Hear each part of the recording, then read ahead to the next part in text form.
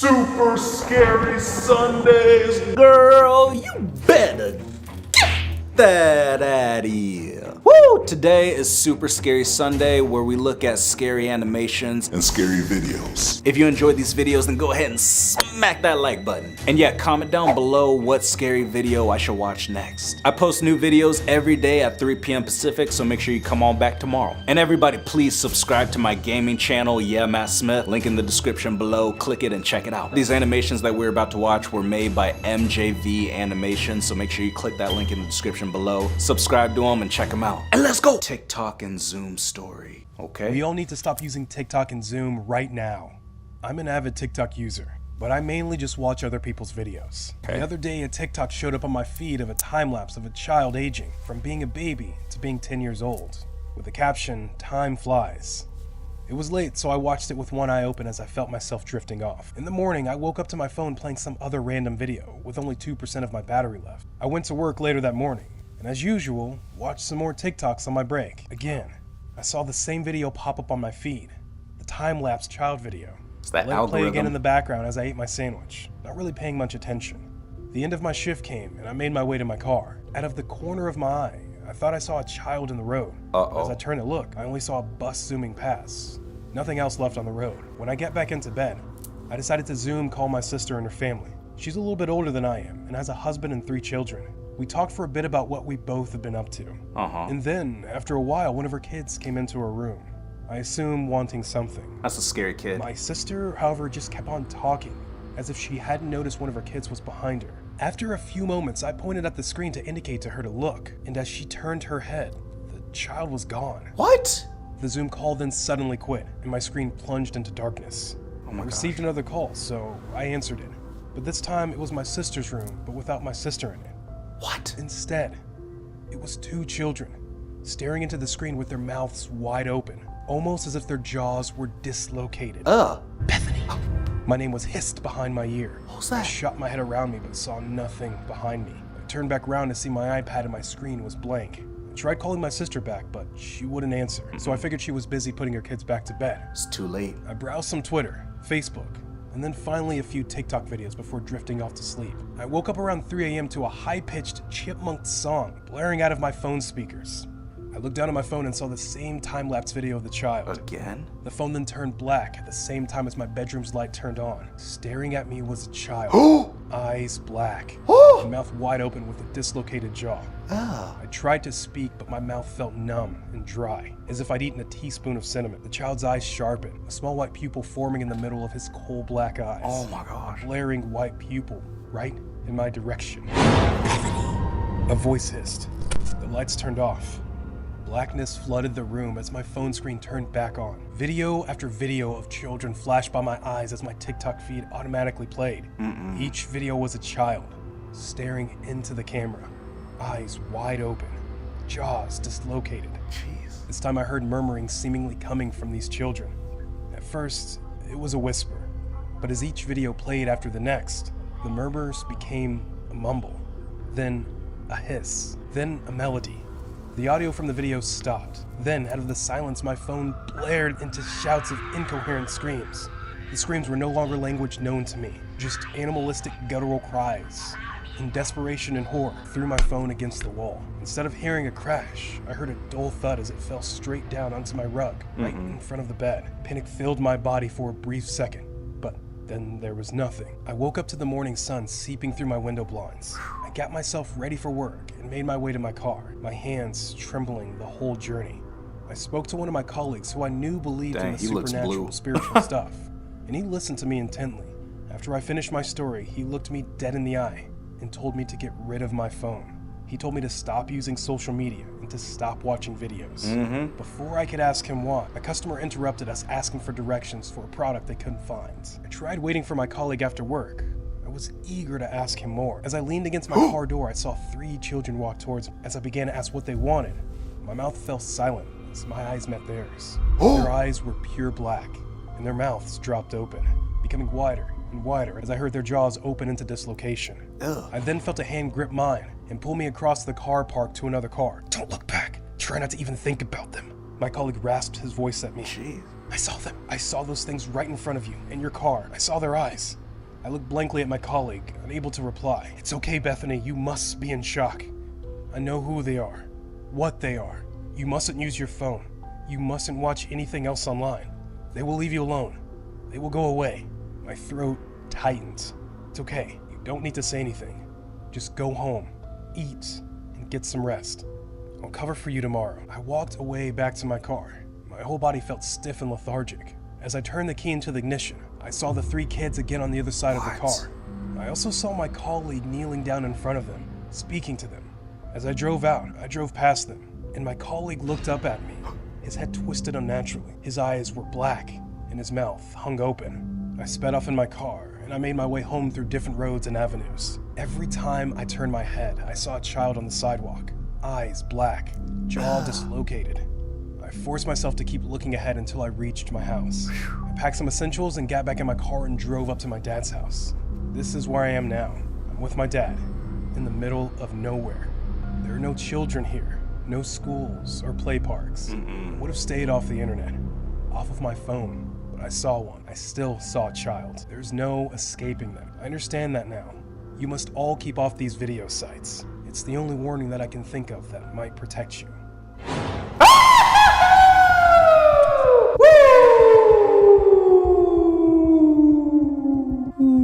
Are you kidding me? All that just because you looked at some TikToks? Oh, sorry, TikTok. Oh, not supposed to look at it. Sorry. It's okay, guys. Just take a break from TikTok and watch my videos on YouTube. Yeah. Okay, moving on to another one. It was the middle of summer, and my parents had left for the weekend to go to our home in Cape Cod. It's about a 2-hour drive away, so it's no big deal for them to leave me at home for a few days. My mum had made some pulled pork and pasta for me to heat up whenever I was hungry. Pasta. And I had some money if I wanted to order a pizza or something. Things were all good. The first night I was alone, I stayed up until about 3 in the morning playing Xbox, so I woke up really late the next day. I checked my phone when I woke up and saw it was a little past 1 p.m. Jeez. I'd made plans to play some street hockey with a few friends at 3, so I threw myself out of bed and stumbled into the shower. I take really long showers, so when my parents are gone, I go mental. I was in there for about 45 minutes. Jeez. When I heard my back door open, I immediately froze. Since obviously I was supposed to be alone, I waited for about 2 minutes, ears trained in trying to hear anything else. Nothing. I figured it was just the wind. Or maybe my parents were home early. So I turned off the shower, wrapped my towel around myself, and slowly walked down the stairs to check it out. The bathroom is directly upstairs from the back door, and the thing is pretty loud when it opens and closes. So, the stairs to the kitchen, where the back door is, are pretty tight and walled in.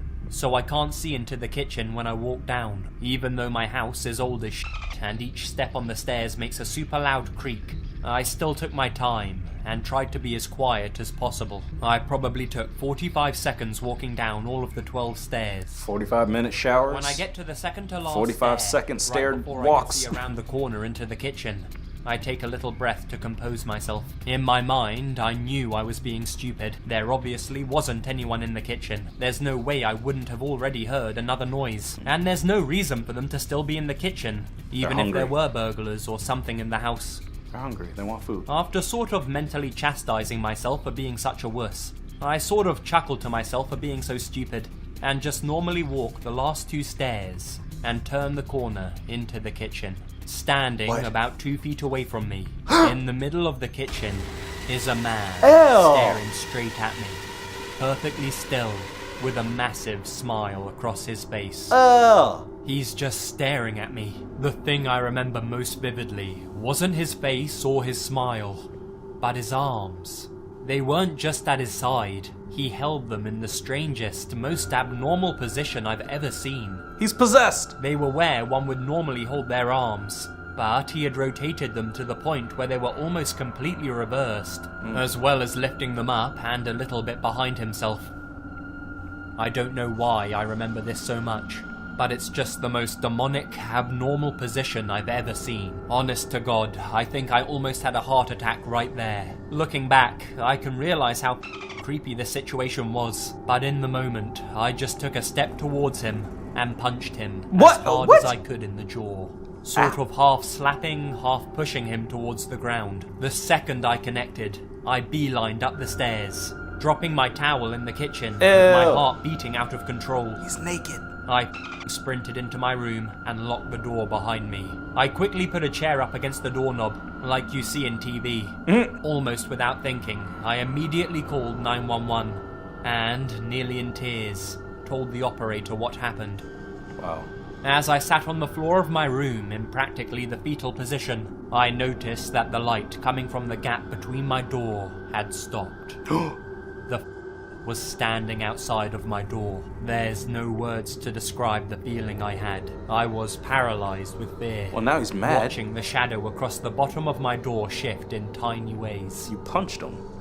I stayed balled up, staring at the gap, praying that the man would just go away for what seemed like an hour.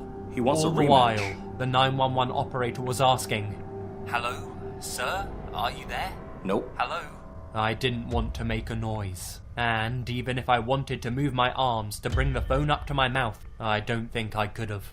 Eventually, the light returned to the gap, and I heard the faintest of footsteps slowly creaking the wooden floorboards as he walked down the hall. Wow. It was silent for minutes as I just sat there curled up, unable to even speak. Fear does funny things to the body. I heard banging on the front door, and the sound of 2 officers entering my house. I finally felt safe, and I opened up the door to the 2 of them standing there. I almost cried. Nowadays, my parents never leave me home alone, thank God. And I check every lock on the house before going to bed. I still get nightmares occasionally, and my heart starts racing whenever I see someone standing still. But I'm doing alright. Even working with sketch artists and a few lineups, the police never found whoever the was in my house. Wow. That sends shivers down my spine every time I look outside, half expecting to see him standing across the street, smiling under a lamppost.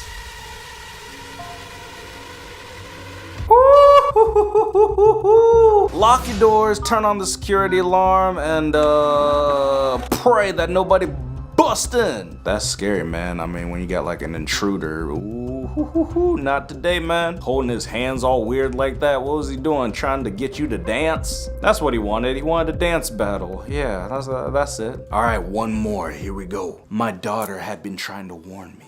About what? My daughter's been trying to warn me for weeks. I really should have listened. Yeah, you should have. Daddy? I think there's a monster in the attic. I gave my daughter a tired smile. It was the best I could do at this point. She'd been doing this for weeks now. Every night I'd come and tuck her in, switch the nightlight on and kiss her goodnight.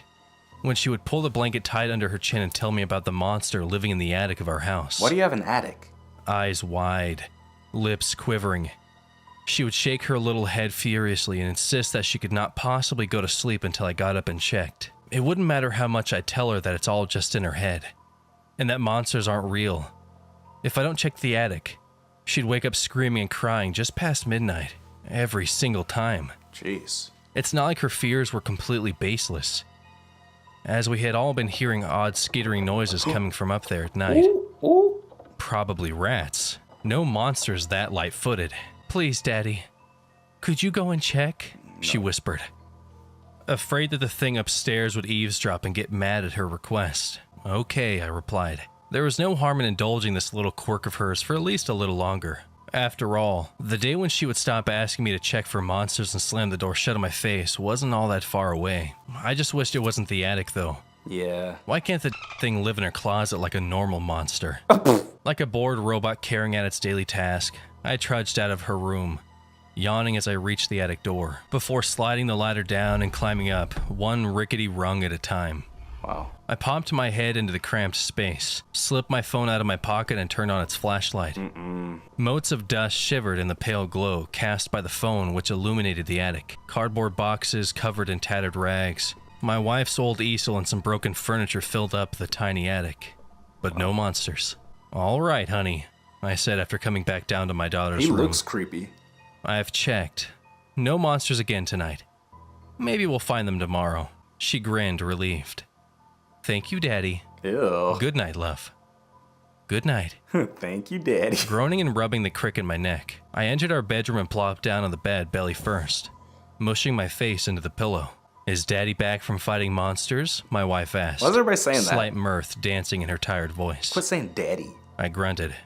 Yep, kicked its little ass and sent it scurrying back to hell. She chuckled, and then turned over to the other side, her back facing me. I shut my eyes and got ready to go to sleep when I was rudely interrupted by the critters in the attic skittering around like kids hopped up on candy. Freaking with their little rat paws slapping against the wooden flooring of the attic. Babe, you really need to get rid of those rats. I nodded, then realized she couldn't see me. Yeah. Tomorrow. She sighed and shrugged her shoulders. Soon her breathing slowed down as she fell asleep. I wanted to follow her into the dream world, but my stiff neck wouldn't allow me to do so. I tossed and turned, before finally realizing I'd have to lie on my back if I were to have any shot at catching some sleep. Jeez. And I hated doing that. Got back problems. I hadn't slept on my back in ages, but the ache in my neck forced me. And then that skittering again. Heck. I rubbed my forehead, wiggled my shoulders, and opened my eyes. Don't do it. And saw who? No, what had been making that noise for all those weeks. Huh? Up on the ceiling, I spotted a figure. White, but hidden by the dark. I froze. What the heck? It shifted, and there was that sound again. Like claws scratching wood. My heart beat faster and my body erupted in sweat. What the heck? What the heck? Hands trembling. I reached for my phone and gently swung it around, shining the light on the figure on the ceiling. The light fell upon a face. Old.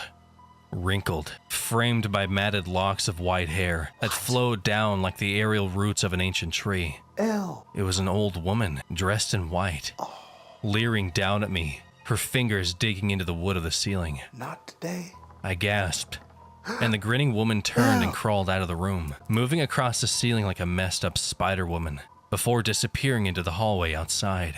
I jumped out of the bed and ran out into the hallway, letting my eyes scan each and every inch of the walls outside. But there was no one there. It was like she had disappeared. What? I would have almost believed that I had dreamt it all up if I hadn't noticed the long claw marks on the ceiling and felt my stomach drop. And that's when I finally understood that for all those weeks that we had been hearing those sounds, it wasn't some rats skittering around. It was that woman, looking down at our sleeping bodies, Ew! watching, grinning. It's the creepy attic smiling woman. See, this is why I don't have an attic, okay? I mean, man, just get a place that ain't got no basement and ain't got no attic. Oh, and lock your closets, okay? Just in case. I don't want nothing hiding up in there, not today. Woo! But if you enjoyed that video, then go ahead and smack that like button. And yeah, I'm gonna see you guys tomorrow. Until then, peace.